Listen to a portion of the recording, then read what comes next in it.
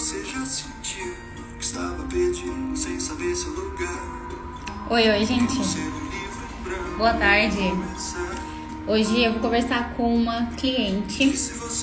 Ela já foi minha mentorada. Nossa, meu celular tá digitando sozinho aqui. Oi, gente. Pensando. Bom dia, oi Gui. Tudo bem? A gente vai falar aqui, eu vou falar com a Jéssica, que já entrou, já foi minha mentorada. A gente estava conversando esses dias sobre a questão dessa humildade, né, dentro da medicina, se isso existe, se isso não existe, como que... eu trouxe até aqui o tema, né, que marca que a gente está deixando. Então, para a gente refletir um pouco, né, sobre as coisas que estão acontecendo ao nosso redor e que às vezes fica tão confuso, né, de saber, de explicar o porquê das coisas, e é importante a gente levantar pautas e trazer as pessoas que pensam como a gente. Então, por isso que eu acho que é legal.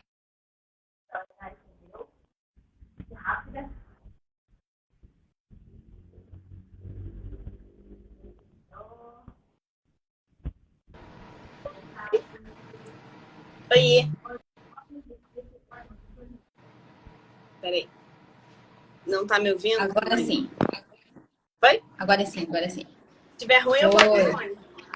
Não, é só porque eu acho que o meu celular conectou com fone de ouvido sem fio, conectou no Bluetooth e aí tava conectado lá direto.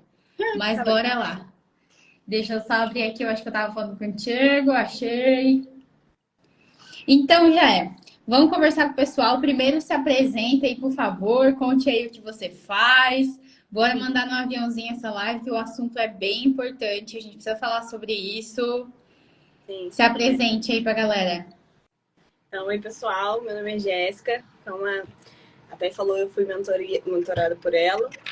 Eu sou médica anestesista. Eu tenho área de atuação em dor, que é uma especialização da medicina. E também tenho especialização em cuidado paliativo. E agora eu estou fazendo medicina integrativa. Então, é um tema muito interessante, né? Parece uma coisa meio abstrata, eu acho. Mas a gente vê que a humildade, ela tá, ou pelo menos deveria estar em tudo que a gente faz, né? E a gente sabe que muitas vezes isso não acontece, especialmente no meio médico. Total. E é isso aí que eu ia te perguntar, porque, na verdade, né, até a gente estava conversando que tu estava estudando, né? E aí tava lendo sobre isso, e tu comentou comigo que é uma coisa que vocês não aprendem na faculdade, né? Nem lá no ensino. E como que tu começou a ver isso, assim? Quando que tu começou a sentir essa falta e o que tu percebe que mais acontece, sabe?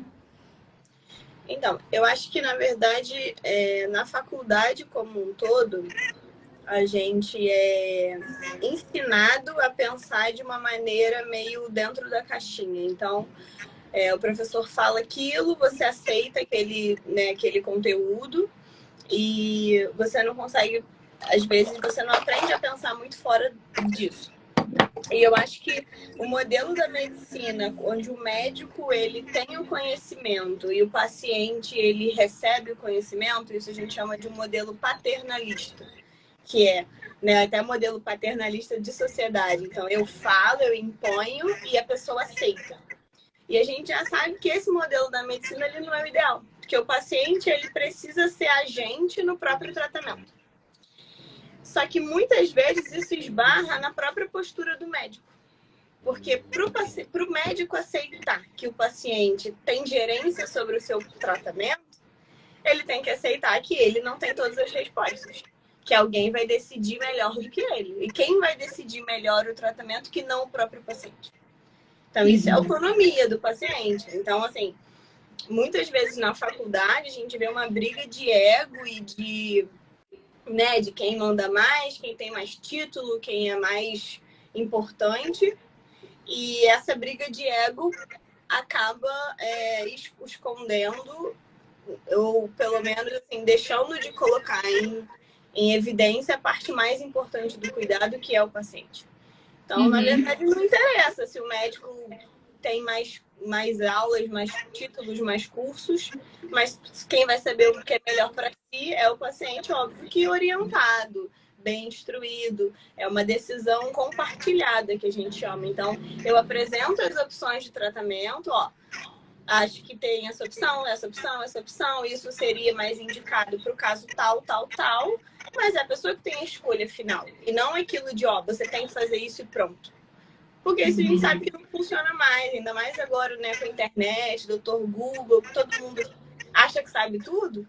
Então, assim, você impor qualquer coisa não é a resposta, sabe? Só que eu acho que muito isso bate também, fere o ego do próprio profissional que não aceita isso. E aí Isso que eu ia te perguntar.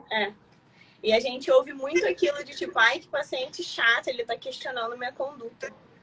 Ai, que paciente, tipo, o paciente fica perguntando, cara, a pessoa tem que saber a vida dela, sabe? Ele tem direito de saber. Ele precisa saber para ele poder optar o que é melhor para ele.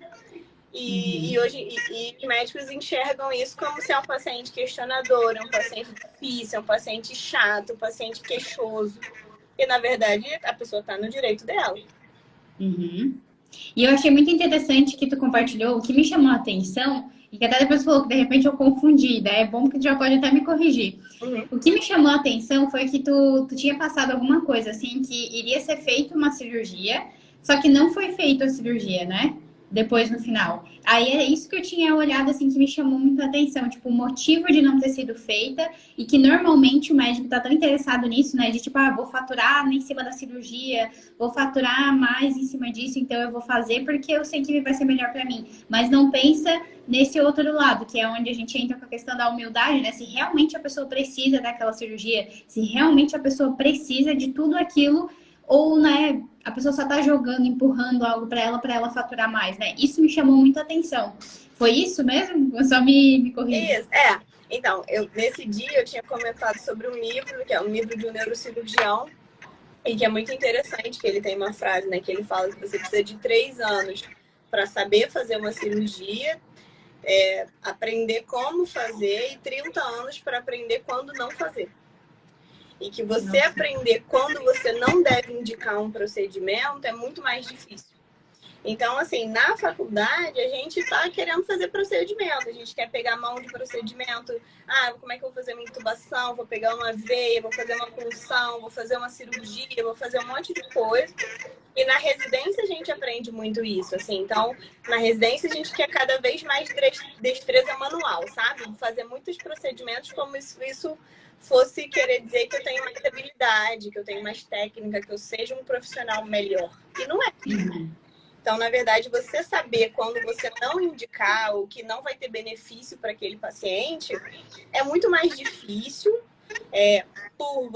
porque você tem que perceber minúcias do paciente, que você precisa de uma maturidade maior para você perceber. E você tem que exercitar essa humildade de assim, não, olha, eu queria aprender isso, eu queria aprender a fazer essa cirurgia, mas eu não vou fazer porque eu estou colocando uma pessoa em risco. Porque eu acho que nesse caso não tem indicação, então eu vou aprender em outro dia. E aí você tem que descer do pedestal e assim, abrir mão do eu queria aprender, mas eu não vou. E aí na faculdade a gente faz isso em nome de um aprendizado, porque eu preciso aprender a dar um ponto melhor, a fazer uma cirurgia melhor, e depois a gente faz isso em nome do dinheiro. Então você vai ter isso em todas as áreas, sabe? A gente às vezes fica falando muito, assim, agora eu faço medicina integrativa também, então a gente vê um monte de profissional indicando remédio, suplemento, soro. Pois é. E que você sabe que a maioria das coisas a pessoa não vai ter benefício, assim, vai fazer no xixi, mas às vezes é o que a pessoa também quer, porque ela acha que é o mais fácil. E você indica, você ganha um dinheiro ali, e não necessariamente isso vai ter benefício, em alguns casos tem malefício, e isso está em todas as áreas. Assim, enquanto os cirurgiões plásticos chegam para você e falam, eu acho que você deveria primeiro perder um peso, fazer uma dieta, fazer uma atividade física, porque isso o seu pós-operatório, inclusive, vai ser melhor. Então, mesmo pequenas mudanças podem mudar um desfecho pós-operatório e você dá um tratamento de mais qualidade para o paciente. Mas não, é muito mais fácil fazer uma cirurgia plástica. Eu não sou contra a plástica. Mas você pode, assim, ter um olhar diferenciado. né? De assim, ó, eu acho que você pode fazer uma lipo, acho, mas de repente se você perder 5, 10 quilos, o resultado vai ser melhor, a gente vai poder fazer uma cirurgia menor, você vai ter uma qualidade depois do pós-operatório melhor, mas não, então assim, ganha mais dinheiro se fazer uma lipo, abdômen, mama, nariz, tudo num tempo só. E aí a gente fala assim, na anestesia, a gente brinca que os anestesistas eles sempre suspendem as cirurgias, eles não têm muito... A gente acaba tendo fama de que a gente não gosta de trabalhar, que a gente suspende. Mas, na Sério? verdade, o anestesista ele é responsável por toda a parte clínica do paciente durante o procedimento. Então, a gente cuida da pressão, do batimento, da respiração, disso tudo. E aí o cirurgião está fazendo a parte técnica, né? De cortar, costurar, fazer a parte mais técnica ali naquele momento. E muitas vezes a gente tem brigas, vamos dizer, porque a gente acha que o paciente não tem uma condição para se submeter àquele procedimento, ou que ele deveria se submeter em outro momento, a gente repensar se é o momento adequado, e o cirurgião não aceita. Quando a gente trabalha numa equipe fechada, assim, fora, essas brigas normalmente é muito no serviço público, porque acha assim, já estou recebendo por estar lá trabalhando, eu vou suspender a cirurgia e não vou fazer nada, para mim é bom. E aí o cirurgião acha isso. E aí, em outro momento, a gente acha que o cirurgião está querendo operar porque ele está querendo brincar de corte e costura sem se preocupar com o paciente. Então fica numa briguinha que não faz sentido. E quando você trabalha numa equipe, você vê que assim, o cirurgião respeita quando eu falo, eu acho que esse paciente não tem condição. Eu acho que é melhor a gente esperar, ver ele estar no momento melhor, porque todo mundo está preocupado com o paciente. O paciente é o objetivo principal do cuidado. E aí, quando eu brinquei com você, eu falei assim, humildade na medicina não existe. É claro que existe, assim, a gente tem, né, as pessoas que pensam de outra forma. Tu Mas é um exemplo delas, né? Mas eu acho que, no geral, quando a gente pensa, né, que não existe humildade, é porque eu acho que os médicos, eles entram tanto nesse papel de que eles têm que resolver, eles têm que fazer, eles que são o detentor do conhecimento que vai mudar a vida daquela pessoa, que você se coloca num pedestal. Você acha que você realmente vai fazer uma grande diferença. E isso também é um erro. Sim, tu sabe que eu ia comentar um caso que aconteceu comigo quando eu fiquei muito doente, eu tive anorexia, e aí eu fui no endócrino. E daí ele falou algumas coisas pra mim, só que eu comecei a perguntar, tá, mas eu não tenho que tomar, porque tu olha na internet, tem um monte de coisa, né? Você tem que fazer exame tal, você tem que fazer não sei o quê, você tem que saber se você não tem intolerância, tem que saber não sei o quê. Ele olhou pra mim e disse assim, calma, talvez tu não precise de nada disso. Primeiro, tu só vai fazer o exame de sangue, uma coisa de cada vez. Tipo, a gente às vezes vai já de tanto tu pesquisar, né? E tu sabe que até dentro dessa área integrativa que tu trabalha mesmo, eu vejo muito médico falando, ou é de aquela coisa, como é que se diz? É remodulação, é coisa do, né? E aí tu toma um monte de ansiolítico. Eu mesma, eu pedi demissão de um dos empregos que eu trabalhava. Lógico, eu sei que o universo é inteligente, Deus sabe o que faz, né? Mas eu pedi demissão porque eu cheguei num ápice. Já eu tomava ansiolítico na hora que eu acordava, eu tomava ansiolítico antes de almoçar, eu tomava ansiolítico de tarde, eu tomava ansiolítico de noite. Eu não conseguia parar em pé, porque eu vivia no ansiolítico. Até que chegou um ponto que eu disse, gente, mas será que a vida é isso? Tomar 3, 4, 5 chá por dia e aí tomar muito cápsula, né? E aí você vê, por exemplo, eu tinha amigas de residência que iam para residência tomando ansiolítico. Porque a residência de medicina, às vezes, é tão desgastante e é uma pressão tão grande, às vezes, uma coisa tão que não faz sentido, que você... E aí eu falava para elas, eu falei, gente, mas você não tá entendendo que tá muito errado? Assim, o que tá acontecendo tá muito errado. E aí... É até legal falar disso, porque nessa época eu também tive burnout, assim, eu saí meio que brigada com todo mundo, porque eu não conseguia aceitar aquilo. E eu ficava muito irritada e muito frustrada, e eu não sabia para onde que eu ia, porque, cara, eu não concordo com nada, assim, eu não concordo com esse modelo. Sim. E eu entendi que eu só ficava tão irritada porque eu me importava muito. Então, assim, eu vi um paciente jogado no corredor, eu falei, cara, como é que 30 pessoas passaram por esse paciente nesse dia e ninguém foi lá ver como é que ele tá? Como é que você vai colher um exame, por exemplo, e aí o exame tem que furar a mão da pessoa, né? Só que o paciente estava com uma veia profunda, então você podia colher direto ali do acesso, você não precisava furar. Mas o garoto queria aprender como furava. Cara, é uma pessoa.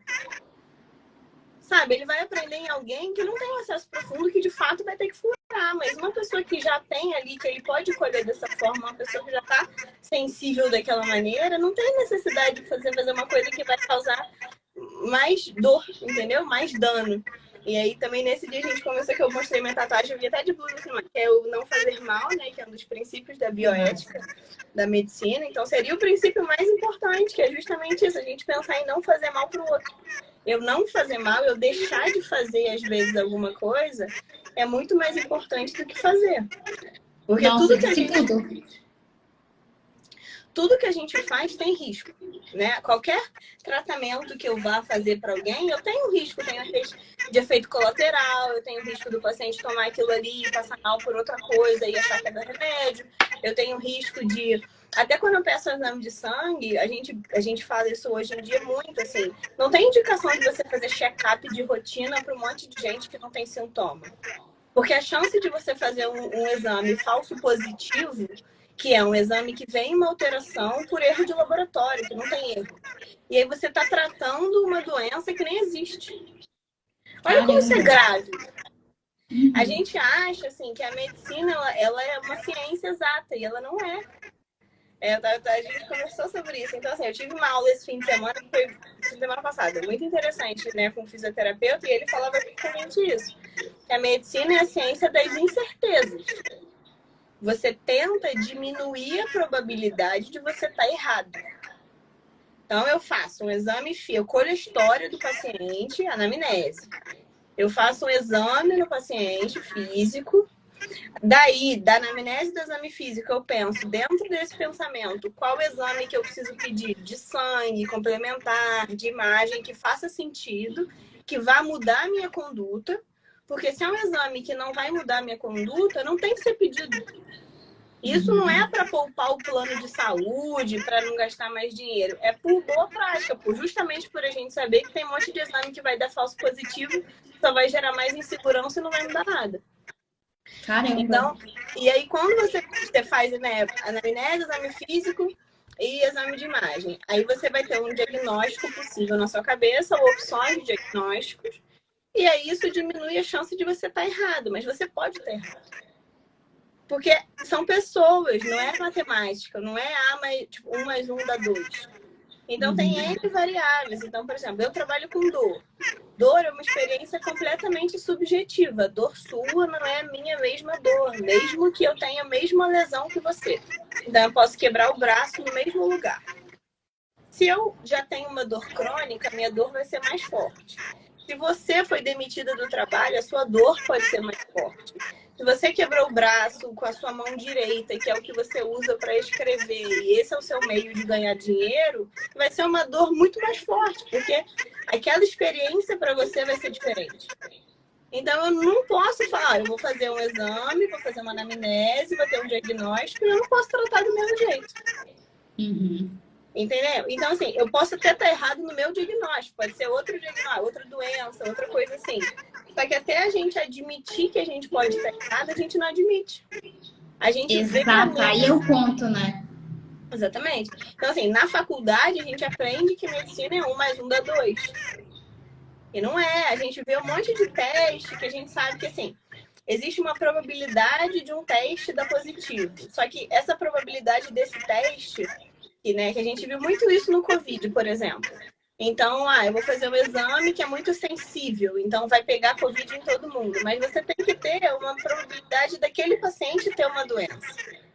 Então, você, assim, tem individualidades do paciente que eu preciso saber antes, não é só o exame que vai me dizer, sabe? Então, a gente acha que é uma coisa muito, muito certa, muito concreta, e não é.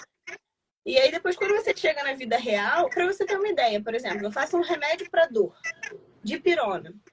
A gente acha que dipirona funciona para dor, certo? Porque a gente já tomou dipirona milhões de vezes e funcionou.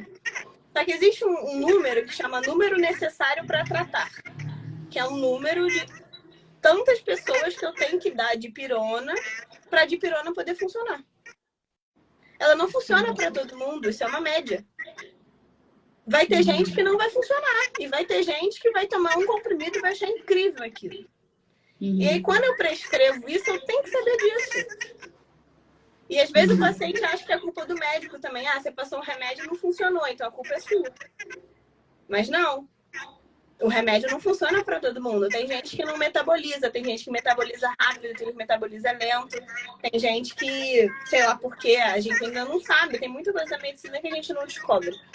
Então, a gente achar que eu vou fazer um negócio, vou prescrever um negócio, vai dar sempre certo, é muito, assim, é ignorância até, na verdade. Não é nem que a gente é arrogante, né? Que eu acho prepotente, que eu acho que eu tô fazendo tudo sempre certo. Na verdade, você é ignorante, porque você não sabe o limite do seu conhecimento. Total. E isso que pega. Eu acho que assim, né, já cada área da medicina, né, tem em si alguma coisa mais, né, tipo, aqui de repente a pessoa ela se acha mais, igual a gente fala, né, eu falo com a Carol que a dermato tem essa faminha de ser, por exemplo, essa coisa mais raça society e tal, porque é pele, todo mundo acha que é skincare e tudo mais, né? Mas assim, eu acho que a integrativa também entra muito, isso que tu tá falando, principalmente a questão da dor, eu acho que é realmente isso, assim, ó, da pessoa, do médico, ele vinha já, eu acho que desde a faculdade, ele mesmo com uma mentalidade diferente, porque pessoas como tu, por exemplo, precisam ter voz. O que eu vejo é a falta de voz de pessoas como você, que muitas vezes só abaixam a cabeça e fazem as coisas quietinho porque estão seguindo ali, realmente estão seguindo o código de ética, estão seguindo aquilo que é certo, e a gente não vê essas pessoas falarem, se posicionarem, assim como tu tá se posicionando e falando. Isso que eu acho que é muito importante, sabe? Porque a maior parte das pessoas tá realmente seguindo manada, e eu vejo também, meu namorado tem alguns amigos que estudam medicina e que acabaram de se formar, a cultura que é trazida em cima do aluno da medicina, que mesmo que ainda não definiu a especialização que ele vai fazer, mas eu percebo muito isso, essa cultura de eu tenho que lotar a minha agenda, ter muito paciente, porque eu tenho que ter muita experiência, porque eu tenho que dizer que eu atendi já milhares de pessoas. Então a pessoa vai naquela ânsia, muitas vezes acaba com a própria saúde também, né? E também não consegue oferecer o melhor tratamento para o paciente, porque tá essa fissura que eu não sei nem explicar o porquê que tem isso, sabe? Não sei se tu percebe isso também, mas eu percebo muito isso. É uma cultura, sabe? É um negócio que vai levando e a gente precisa realmente dar voz para isso do que tu tá falando, sabe? Que é realmente ver se tem necessidade ou não tem, ser sincera com a pessoa. Eu vejo isso até aqui na minha área também, dentro do marketing. As pessoas querem muito gerar desejo em coisa que não existe. E sendo que a gente precisa realmente solucionar problemas e não trazer novos problemas, né?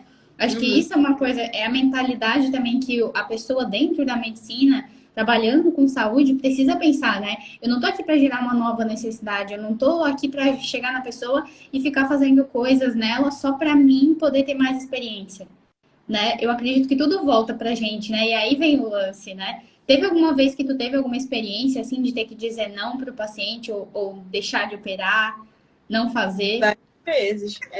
O quê? Eu faço cuidado paliativo também, né? Então, eu atendo muitos pacientes com doenças graves. Então, por exemplo, eu brinco com isso, que eu sou anestesista, mas faço cuidado paliativo. Então, às vezes, eu vou contraindicar uma cirurgia, porque eu sei que o paciente não tem condições de fazer aquela cirurgia, por ele ter risco de morrer mesmo na cirurgia. Então, aquela cirurgia, a técnica é muito linda, mas se o paciente não sobreviveu o dia seguinte, que adianta? Sabe? Não faz o menor sentido na minha cabeça. E isso era uma coisa que me deixava muito angustiada e muito irritada, assim. E aí eu ficava tão irritada justamente por isso, porque eu via que eu me importava, sabe? E como é que eu tô sozinha nessa? Como é que você tá numa faculdade de medicina que as pessoas deveriam se importar com as pessoas e elas não se importam, elas se importam com elas mesmas. E quanto mais elas conseguem fazer e produzir e... Meu namorado tinha amigos que eles competiam quantos pacientes eles atendiam na UPA em 12 horas. Em uma hora Eu já ouvi isso também. Cara, como é que você atende 30 em uma hora? Não dá, você nem olha pra cara do sujeito. Você vai prescrever qualquer coisa, sabe? Não... Mas isso é o sistema que a gente está inserido também. Então, assim, não adianta a gente botar também culpa na pessoa, né? Médico não deve fazer assim. Porque é muito difícil você brigar com o sistema justamente por isso. Eu tive burnout brigando. Porque eu tava num lugar que eu falava, cara, não é possível que seja assim. Mas é. E isso você vai ver em outro... Assim, você vai estar na faculdade, vai ser assim. Vai na residência, vai ser assim. No hospital que você vai trabalhar, que você vai ser empregado, né, do hospital, você vai ter que fazer coisas que você não concorda, que o hospital tá mandando, senão você é demitido. E esse é o modelo da medicina que a gente tem. Então, assim, isso tá mudando, isso tem uma perspectiva de melhorar, só que ao mesmo tempo, assim, isso é o que mudou, o que pode melhorar é no particular, né? Mas no público, como é que é? Você tem uma ideia, o público paga uma internação de paciente R$ 20 para 24 horas, o SUS. Então, eu tenho paciente meu, por exemplo, de dor, que eu preciso internar no SUS, o hospital não interna, porque pro hospital não paga. E aí eu faço o que com esse paciente? E aí você fica de mão atada. E aí isso é muito difícil, sabe? Então, assim, é tentar melhorar as coisas até um ponto que você, infelizmente, não vai conseguir. Mas eu acho que isso, assim, eu acho que essa vontade de fazer as coisas diferentes, de fato, a gente tem que começar a se posicionar mais mesmo, porque tem muita gente que pensa igual, sabe? Então, quando eu comecei a falar mais disso, até com os meus próprios amigos, tipo, cara, que absurdo, eu não sei, mas eu também não concordo. Cara, então não vamos fazer. Então, Exatamente. E é isso que você falou, assim, da cirurgia, por exemplo. Eu trabalho, né, no hospital oncológico, então poucas cirurgias eu suspendo, que as cirurgiões até brincam assim, pô, você é anestesista, mas não suspende nada. Não, sabe? Porque às vezes a gente fala, se o paciente está com uma pressão um pouco mais alta, o certo é você suspender, pelo papel, pelo protocolo. Só que ele é um paciente de câncer. Se eu suspender, ele não vai ser operado até daqui a 3 meses. Então, ele pode a doença ficar grave. Então, eu vou até, né, assim, você tem alguns critérios para você fazer isso. É óbvio, eu não vou fazer de uma maneira que seja também colocando a pessoa em risco. Mas eu falo, não, vamos botar, a gente vai tentar controlar com medicação, vamos fazer assim. E aí já teve paciente que eu cheguei em sala e falou, olha, o paciente tem um câncer avançado, já tem metástase em outras partes, a gente fazer uma cirurgia aqui que é tirar a mama, rodar um retalho para poder fazer uma mama mais bonita, mas ela já tinha metástase no fígado, no osso, em um monte de lugares, que eu sabia que se ela fizesse aquele procedimento, ou ela ia falecer da cirurgia, ou nos próximos dias, assim, porque ela tinha uma expectativa de vida muito baixa. E eu falei assim, olha só, se a gente for fazer esse procedimento nessa paciente, a gente vai atropelar a paciente. Ela já tem uma expectativa de vida baixa. Se a gente fizer isso, a gente está tirando o pouco de vida que ela ainda tem, porque vai abreviar a vida dela. Tá bom. Aí foi, mas tem que contar para o filho, porque o filho não vai aceitar isso. E aí o filho, assim, é muito difícil isso, porque assim, aí eu fui falar com o filho, falei com um mastologista que operar, eles aceitaram justamente por isso, porque eles me conhecem, então eles sabem, pra Jéssica, que não faz isso, ter tomado essa decisão é porque realmente para o paciente é pior. Então eles sabem que, cara, você tá defendendo o paciente, eu não vou achar que você tá fazendo isso porque você não quer trabalhar. Porque tem gente que faz porque não quer trabalhar mesmo, enfim. E aí a gente foi e falou pro filho dele, poxa, mas vocês não estão querendo fazer, não estão querendo ajudar minha mãe, não estão querendo, porque sei lá quantos meses esperando na fila. E isso é muito cruel, assim. Então, no dia a dia, mesmo a gente sabendo o que tá fazendo, e tem muita gente que no dia a dia, então fala assim, já que a família tá enchendo o saco, então vou fazer aqui uma coisa mesmo que não tem indicação. E aí, se morrer, é problema deles, eles que quiseram. Mas é que acontece.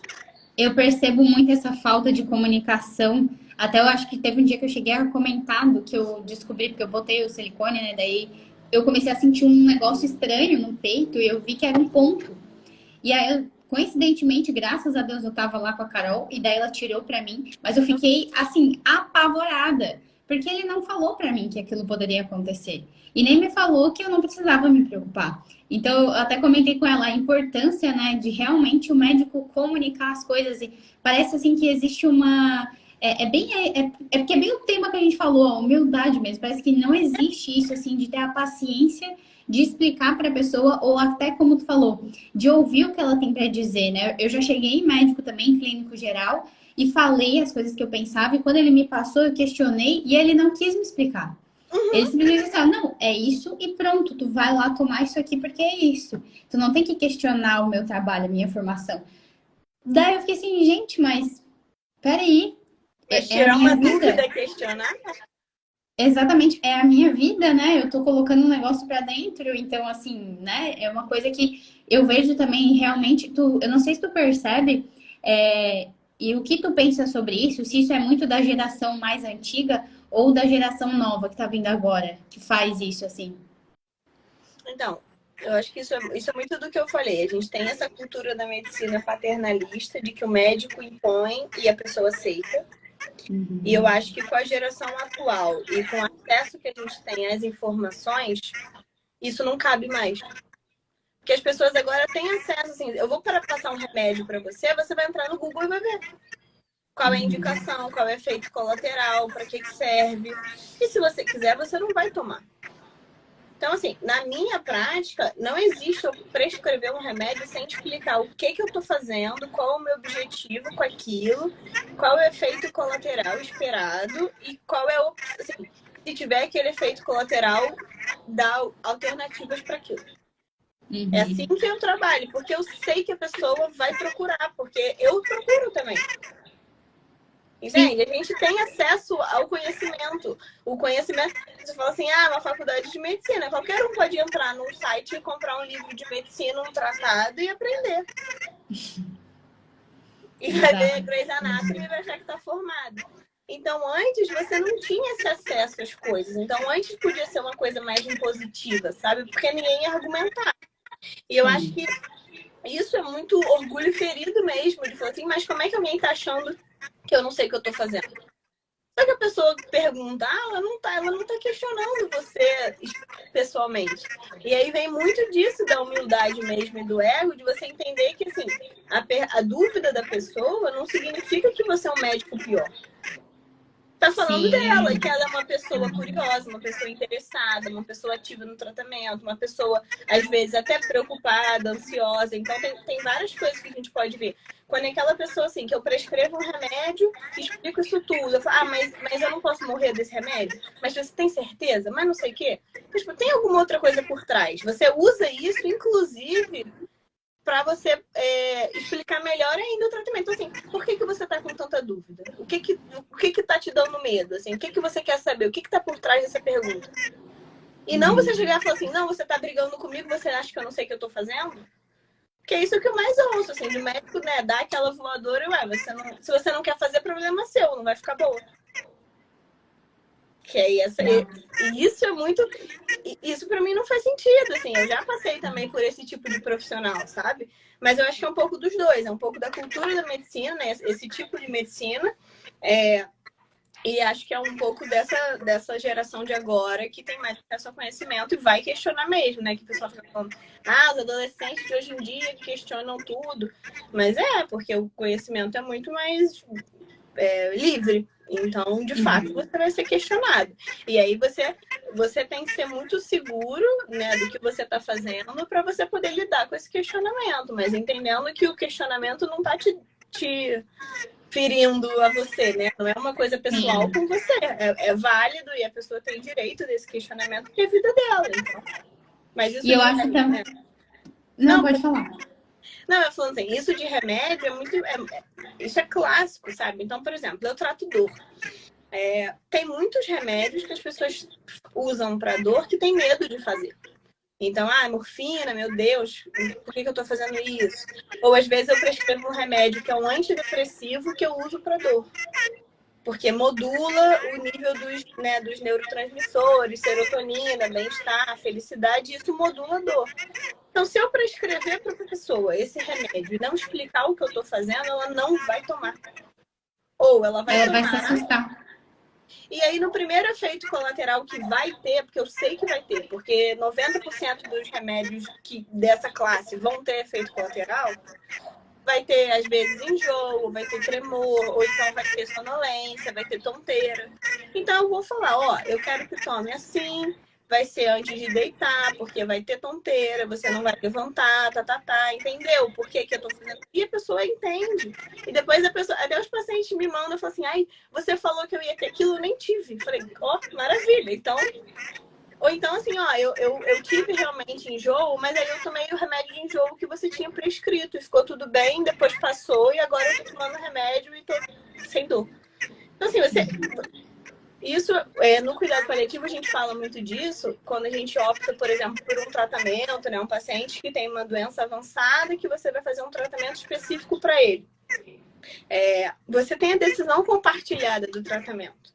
Então, o paciente ele tem direito de não querer ser tratado, desde que ele entende a consequência dessa escolha. Uhum.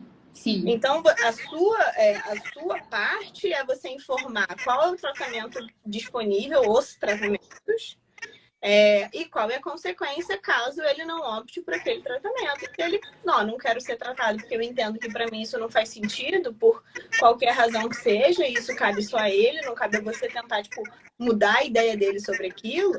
E ele tem direito a isso, sabe? E você não vai ser menos médico porque o paciente não quer ser tratado porque você não convenceu ele.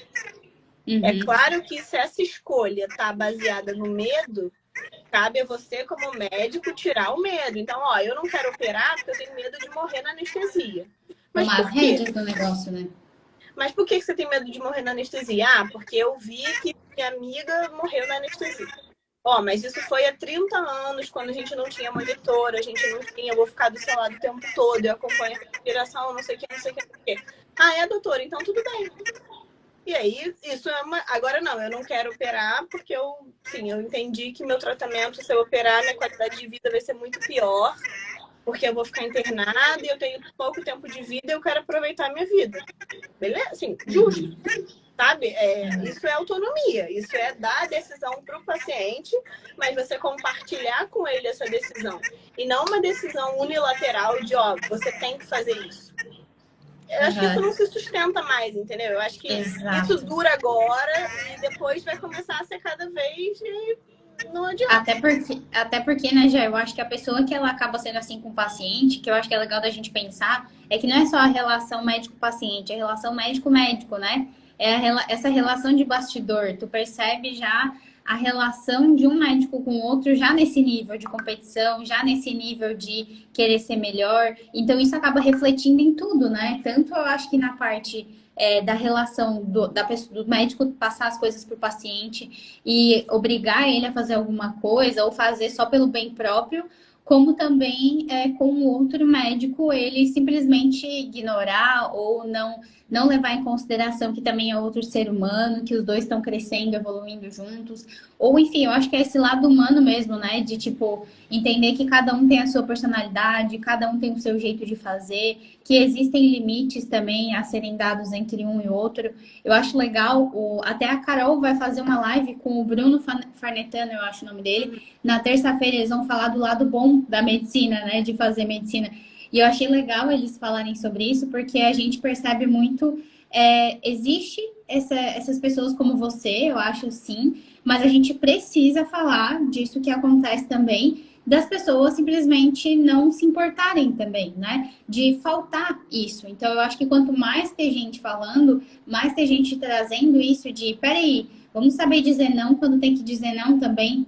Vamos saber reconhecer as coisas quando a gente falhar também, né? Que não é porque, enfim, a medicina ela já tem esse ar, né, no Brasil diferente de todas as outras formações. Não é porque tem isso que, nossa, quem é médico é muito melhor, muito mais inteligente do que as outras pessoas, né? Ou do que, enfim, dependendo, acho que até dentro.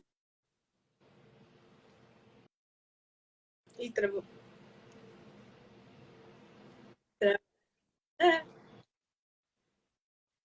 Eu acho que eu ia dizer, dentro da medicina em si, tem as especialidades também que são as preferidas, né? Então, tem aquela galera que faz tal coisa, que é a galera mais top, não sei o quê. Então, eu acho que a humildade, ela entra aí também, né? Acho que antes mesmo do médico sair da faculdade e ele ir trabalhar com o paciente, é dentro da faculdade trabalhar essa humildade entre os colegas e as especialidades e as formações, porque parece que vai todo mundo caminhando com uma coisa só, né? Tipo, porque fulano escolheu, eu também vou escolher, porque aquela especialidade é a melhor, então eu vou lá naquela especialidade. Já começa aí o negócio, né? Isso é interessante, assim, porque eu fiz uma especialidade que é anestesia, e a gente tem aquela ideia de que anestesista é rico, né? Que anestesista não ganha, ainda mais aqui no Rio, não ganha do plano, não recebe do plano, recebe do paciente, vai lá, faz uma anestesia, ganha um dinheiro bom, depois não tem ação porque não tem consultório. Só que eu fiz anestesia para fazer dor. Que o meu paciente, ele me manda mensagem todo dia. E aí ele vai no consultório, e aí é um paciente que a gente chama de demandante, né? Tem aquela demanda contínua, é um paciente sofrido. E eu tava num meio que as pessoas estavam vendo muito dinheiro, porque não que todos sejam assim, porque não são.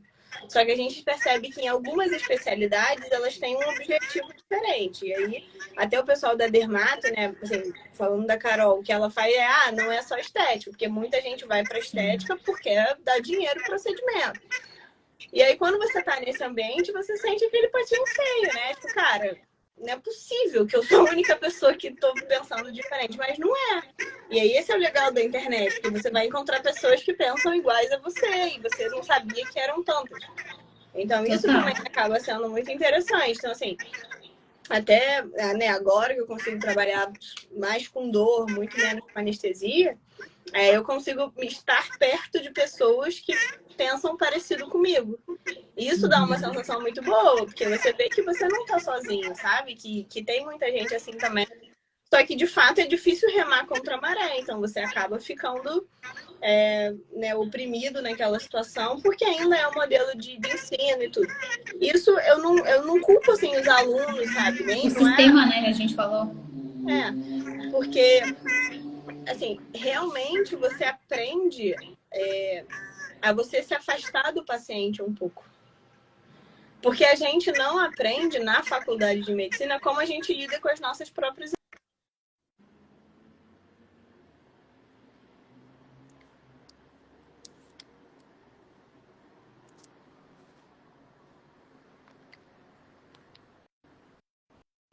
Falhou pra mim.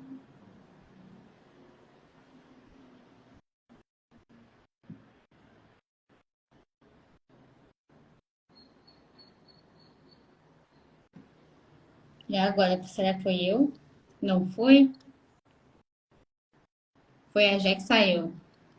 Que pena, tava um papo bom. Realmente é algo que a gente precisa trazer de posicionamento aqui. Vamos ver se ela vai voltar. Eu acho que meu cronômetro aqui parou também. Que doideira, gente. Por isso que eu digo que não dá pra depender de Instagram, não, hein? Eu vou trazer, enquanto se a Jé não for voltar aqui, deixa eu até ver se ela vai me mandar uma mensagem. Uma coisa importante. Oi, Flávia, tudo bem? Que é sobre a gente se posicionar. O quanto é importante a gente trazer os assuntos daquilo que a gente pensa, como a gente pensa, para realmente fazer isso que a Jé comentou, que é encontrar pessoas que pensam como a gente pensa. Se a gente não se posiciona, não vamos encontrar pessoas que realmente pensam como a gente. Então é muito importante que a gente deixe claro e fale para as pessoas, né? Ó, voltou aí. Deixa eu ver se vai abrir. Opa, caiu. Tava tão O meu pesado. telefone esquentou, e aí, porque ele tava carregando, aí ele esquentou, aí ele parou tudo. Não, de boa. Eu ia perguntar, já, eu ia pedir até para te deixar uma mensagem para quem tá atuando e pensa como tu, mas ainda não teve coragem de falar ou de se posicionar. O que que tu diria também para os médicos que também estão passando por isso que tu tá passando, sabe? O que que tu faz hoje para realmente trabalhar melhor? O que que tu vê de benefício em trabalhar dessa forma? E que mensagem que tu tem para deixar para os médicos em geral sobre isso? Então, eu até ia falar sobre isso. Eu acho que na faculdade de medicina a gente não aprende a lidar com as nossas próprias emoções.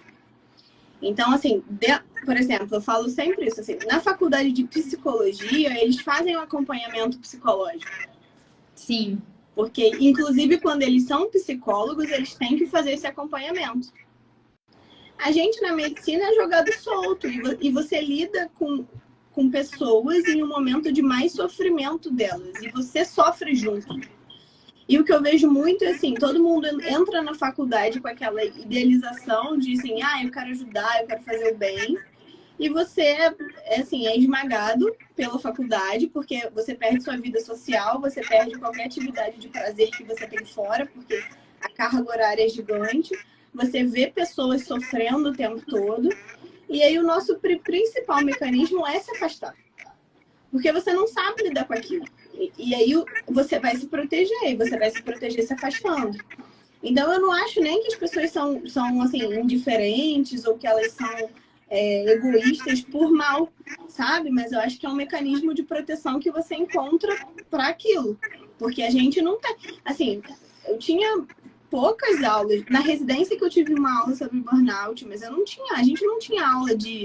Assim, ou um acompanhamento para você ver se você estava passando por uma dificuldade. A minha avó faleceu durante a faculdade. Eu fiz estresse pós-traumático, eu não conseguia entrar no hospital. Eu tive depressão, eu tive que fazer tratamento. E nenhum professor meu nem soube disso.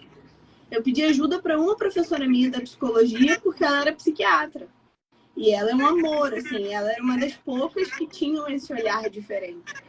Então, assim, na faculdade você é esmagado também. Então, eu acho que é tudo junto, sabe?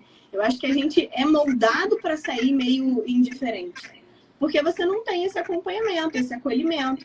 E o que eu acho que, assim, para deixar para as pessoas é justamente isso. É você aprender a lidar com a sua própria emoção, né? Fazendo um tratamento psicológico, se for necessário, fazendo esse acompanhamento. E você falar com as pessoas que estão perto de você. Porque também eu sinto muito que a gente não se expressa. E aí, quando você vai falando, seja na rede social ou seja com pessoas próximas, você vai se juntando a pessoas que pensam parecido com você. E nem que você faça uma ilha, você fala, cara, nessa ilha eu tô segura, porque as pessoas concordam comigo. Então, não tem mais aquela sensação de que você tá, tipo, remando contra a maré sozinho. Pelo menos você tá acompanhado, assim. E aí, isso torna muito mais fácil. É claro que em alguns momentos você vai ter que sair de situações que você é muito contra, assim, que você realmente não aceita aquilo. E você vai ter que saber também se impor e sair daquilo. Pela sua própria, né, pelo que você acredita que seja melhor para você. Mas eu acho que é muito isso, assim. E aí eu acho que como a gente não sabe lidar com a nossa emoção, a gente acaba ficando mais indiferente, eu acho. E eu acho que a gente fica muito frustrado quando a gente não consegue fazer alguma coisa. Então, acho que a gente tem muito isso. O médico quer fazer, quer resolver, nananã. Tá, mas eu não posso resolver. E aí você fala assim, uma pressão alta. O paciente tem pressão alta. Ele vai continuar tendo pressão alta. Você não vai resolver a pressão dele. Você vai dar um remédio para ele e tratar ali, mas não resolver. O único chance dele resolver é ele fazer atividade física, ele fazer dieta, ele mudar estilo de vida. E não vai ser você que vai fazer para ele. Ele vai ter que fazer sozinho. Então, você ter esse modo de relação com o paciente, de uma decisão, né, sem ser aquela coisa impositiva, é muito diferente. E você inverte, né, essa relação para o próprio paciente ser o agente do cuidado dele. Mas, às vezes, nem os pacientes estão preparados para essa conversa. Porque o que mais acontece no meu consultório é chegar o paciente e não, eu quero um remédio para resolver aqui minha dor. Eu falei, tudo bem, eu tenho um remédio, mas só vai funcionar o remédio se você fizer dieta, atividade física e fisioterapia com reabilitação mexendo, movimento. Isso dá muito trabalho, não quero fazer não. E aí? Dá trabalho, viver dá trabalho, né? Tudo que a gente faz dá trabalho. Exatamente. Nossa, daí tu falou tudo. É um super desafio, mas eu acredito que realmente, se a gente fala, que nem tu falou, se a gente se posiciona, se a gente começa a mudar a gente primeiro, né? Tipo, você começa a tomar essas decisões na sua vida e tudo que você faz, consequentemente você vai tomando essas decisões nas outras coisas que você vai fazendo, né? Então, assim, eu decido também na minha vida.